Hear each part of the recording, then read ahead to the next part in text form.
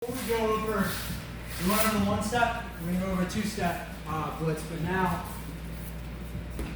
before we do that, I want to go over kind of like a detail in footwork, okay? So, with boxing and MMA, so boxing you have shoes on a lot of times, but one thing that's important, like when we mix a lot of martial arts together, we also want to mix the bare bones, okay? So in Kung Fu, something that they do, right, is they grab the feet, or the floor with it. They grab the floor with their feet, okay? So it's important to add that, like even when I'm boxing, a lot of times when I'm stepping, what helps me a lot is I actually, every time I step, I grab. So even when I'm stepping on the balls of my feet with boxing, a lot of times I'm stepping, as soon as I plant, I'm grabbing and squeezing my toes into the ground. Okay, just for that extra balance. When you're doing this, you have that extra. Now you have to be careful that you don't like force it when you're doing a quick movement, because you can end up like messing your toes up. Okay? So anyway, so we're gonna do a two-step blitz. So for the two-step blitz, what we want to do, let's say I want to go to the inside instead of the outside, and we're in the same move. So for that, what I'm going to do is I want to, so this is going off of how my opponent is going to move. So if I blitz out this way, he turns in. Now I'm going to blitz across the other direction and then move off of that. Okay, so we're stepping, he follows us, and we step again, and then we move. Okay, so let's do it again.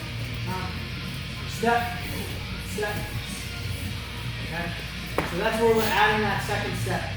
When he turns with us, we want to get him kind of stuck, because he's here, he sees us move, he's going to pivot, right? So he's here, he sees us move out here, he's going to pivot, and now I'm going to come over here, and now he's going to attack me this way.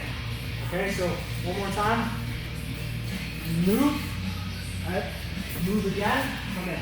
Now, sometimes, like for me, I'll do that. I'll actually switch leads as I do that. But for you guys, like you can do that, stay in the same lead, okay? Come across and then pivot in and attack. But you have to actively step that leg back in transition, okay? For me, I'll just attack square. I don't think. I'll just step in. You're still throwing this flag. Yeah. For sure. So, one more time, let's go over that parry real quick. So the one-step parry. So for the one-step parry, so if I'm trying to go to the outside, so most times if I'm parrying the jab, I'm trying to go outside. So that was something that's a little bit different. So if I blitz off of that, I'm not going this way anymore, I'm going that way. So I am going the same direction as my hands move.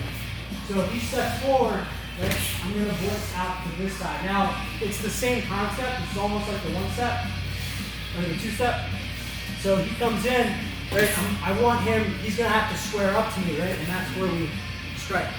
Okay? So you're not going to necessarily get the same angle where you can just go over the shoulder. But what we want is he squares up to us.